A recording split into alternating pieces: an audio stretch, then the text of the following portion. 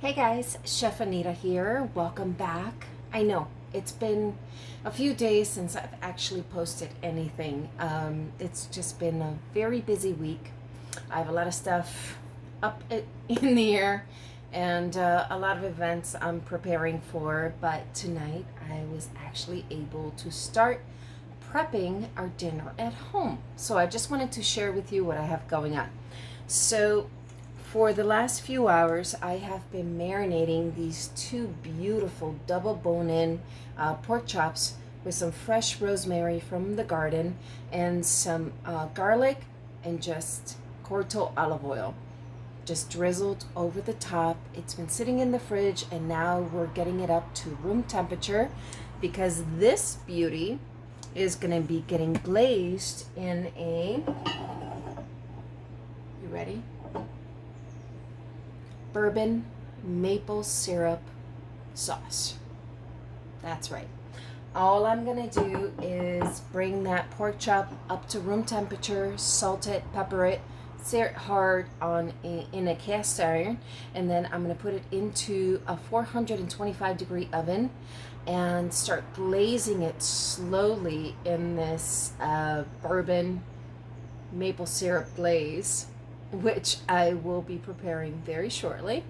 And essentially it's a barbecue sauce, but I'm going to try and create it more in the style of like a loose glaze. So then it becomes just sticky and sweet, a little spicy because it has habanero in it. Because why not? I mean, come on guys, like have fun with your cooking. And this is what I do. But this bourbon glaze also will be incorporating some really beautiful white peaches that I saw available at the market.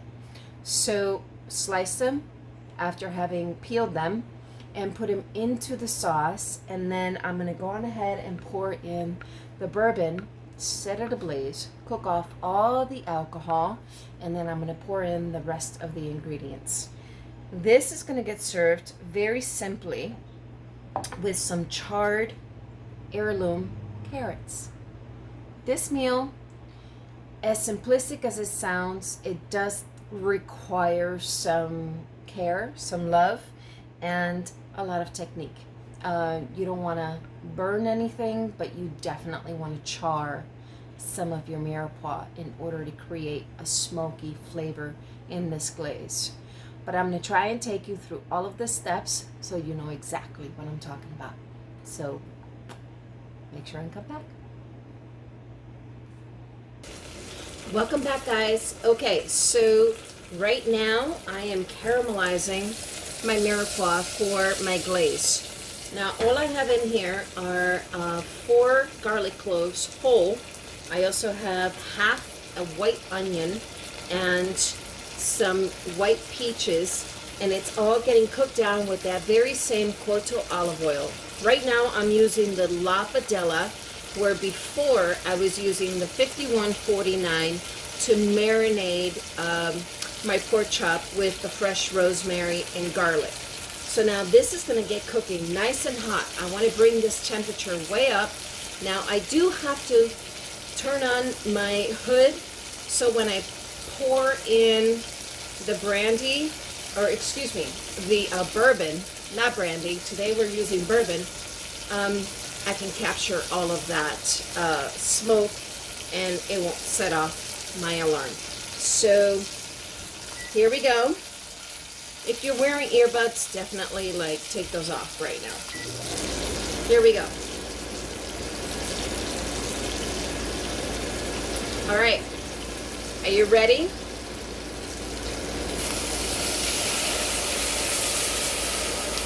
Woo! Yeah, baby.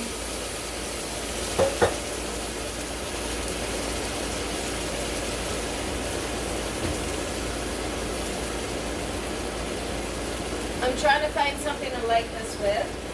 Just give me 1 second. Typically this thing will just catch fire on its own, but because I'm using a deep pot on purpose, I didn't want to melt my kitchen. I wanted to make sure and have the option to just set it ablaze. And there we go. Boom. Fire. Woo! So this is how we cook the alcohol out of our liquor. I use all kinds of different things in my cooking. Tequila, bourbon, whiskey. I mean, name it. I've got it. I use a lot of rum, especially when I'm doing a Jamaican jerk. This right now is straight up, like I said, bourbon. It's an American bourbon. And this is going to create the glaze for these pork chops. So we're going to let that burn out. It's probably going to be a few minutes. So we'll come back. That's Dwayne sneezing because we have habanero in this. And the habanero just adds a citrus. Oh, look at that.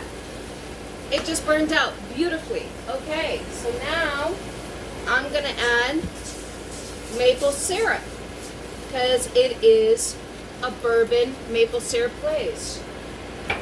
I'm going to let that cook for a minute. I'll incorporate some chicken stock, a little ketchup, and some spices, and then I'll bring you guys back, okay? Okay guys, so I have this glaze already cooking down. I'm getting my pan really nice and hot for the pork chops, and I have another pan back here ready for the actual carrots, and those are just going to be simply charred under a broiler in the oven. It's an heirloom carrot, so it won't take a lot of time. It's just going to be a little Porto olive oil, some salt, and that's going to marry really beautifully with this pork chop. Now, in this actual glaze, I did put in there some Heinz ketchup, a little bit of coriander. No, stop! A little bit of coriander. Ah, why does that guy always do this? I have to cut that out. Nobody likes that. YouTube will block me. So there's a little bit of coriander, some mustard seed, a little salt, some pepper, some brown sugar. I'm going to also add right now a little apple cider vinegar, if I can find it. Oh, here we are. That's the guy that I always use. A little apple cider vinegar for some acidity. That's going to go right in there. Now, typically when I make a barbecue sauce, I make it really nice and like rich and cooked way down. This is more of a glaze. Although it is in the barbecue family, I want it to be more of a thin layer over the actual pork chop. Right now, like I said, the pork chop is sitting out with all of its marinade out of the refrigerator because I want it to come up to temperature so that when I sear it, it'll actually cook more evenly and it'll give me the temperature that I need quicker versus later trying to bring it up to temperature right out of the fridge. So right now I'm just going to let this cook. I'm going to put it into my Vitamix and I'm going to go on ahead and whip all the ingredients together and make it really nice and like seriously, this is why I don't go live. The man is running the sink while I'm trying to talk to you folks. Anyway, I'll bring you back very shortly, okay? Okay, so right now I am just taking my heirloom carrots and I am going to peel. And then I'm going to slice them into an oblong shape and put them into a hot cast iron into the oven and let them get nice and charred, and it'll be nice and done by the time this pork chop and this glaze is done, and it'll be a lovely accompaniment to everything that we have going on for this evening for our dinner at home, which is a bourbon habanero glazed pork chop with a charred carrot. Simple, yes, but absolutely spicy and delicious. And again, you have to take care of the technique behind it.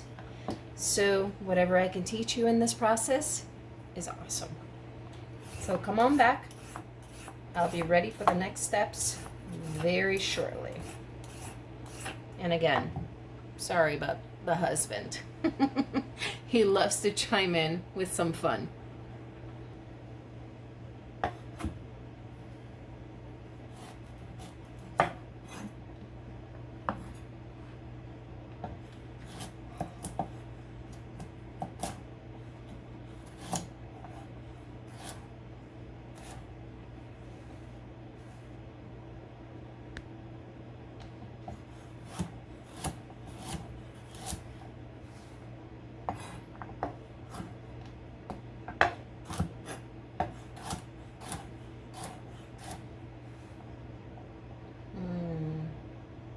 Heirloom.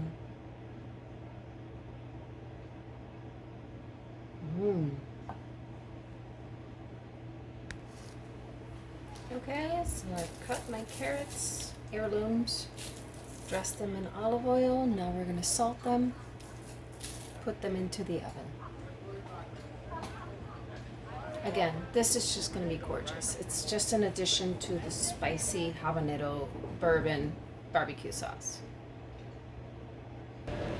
Okay guys, so now we are going to start searing off our pork chops. The fan is on so that it can, again, get all of that smoke and additional oil. It's on medium, but I may have to go high on this so that the alarm doesn't go off. So I hope you guys don't mind. If you're wearing earbuds, please take it off. I just wanted to also let you know that I do have an Instagram and Facebook. It's Anita Cooks 1, at Anita Cooks 1. And all I did was marinated in the olive oil, crushed garlic, and house-grown rosemary. And then I went ahead and wiped off the excess and added salt over the top. And that's it. Now, they go down onto a cast iron, nice and wicked hot. Gonna salt the top side now. And yes, I am being liberal with this salt. You want to extract all that moisture while creating that caramelized top layer. So then when I glaze it in my bourbon maple syrup glaze, it won't get gummy or like really chewy on you. It'll just continue to create a crusty, crispy layer. So I'm gonna let that go. As soon as you put down anything to sear, just walk away. Like, walk away. Don't touch it, don't move it. Let what you are trying to accomplish happen. You can also tell from the sides where the cook temperature is. It'll start to creep up on the sides and kind of let you know when you have to flip it. If you notice that it's a little dry, like right here, one side is a little bit more oily, this side is not. These guys back here, I'm telling you, you're gonna get to know all of them. Like Naya, it's only 2 people, but it's like 1,000 when I'm trying to do a YouTube. Add a little bit more oil to the party. It just keeps cooking. Guys, seriously, it keeps cooking your food to the right temperature. It'll give you that crusty outer layer while keeping the interior nice and moist. Oh my God, go, laugh. No? Okay. I say regular things and they don't laugh. I say really weird things and they laugh. So, whatever. So we're just gonna keep cooking this down. And the reason why I chose this size pan is because I am doing a double bone-in pork chop. And instead of having to go on all sides while I'm searing it, I can actually press the fat on either side of the pork chop up against the actual cast iron, so it's doing a double job for me here.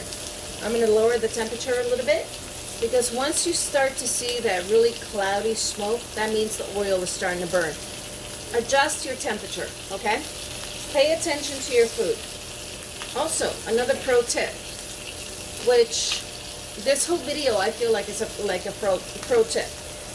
When your meat starts to puff up, you see that pork chop?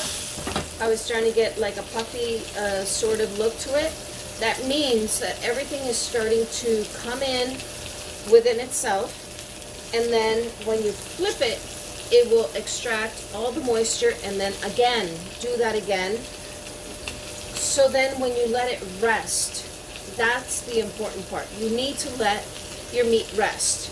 And this is how I know when meat is done. I mean, it's solely based right there, right? Like, you figure it out based on the tension of your thumb. Rare, medium, well done. Look it up. It's an actual thing. Everybody's laughing at me behind me because I'm saying all kinds of things that are super funny to them. But these are things that actually make a difference in cooking. And now, I'm going to go on ahead, flip this guy over. Look at that. That's also beautiful. And I'm going to push down on the sides because, again, as soon as that meat hits hot oil, it wants to kind of tense up a little bit on you. So you want to get it down on the oil so that it gets comfortable with what is happening to it. And then we're going to take this after it sears on all these sides. We're going to put it on a rack and glaze it as we go along. Oh yeah, in this beautiful Bourbon Habanero glaze. It has white peaches in there too. Look at this. Like, look at that. How do you not want this in your life? So, I'll see you guys soon, okay? Okay, guys. You ready?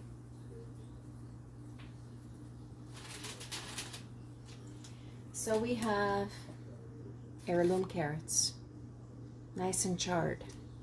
Still al dente, but it's charred over the top. Gorgeous.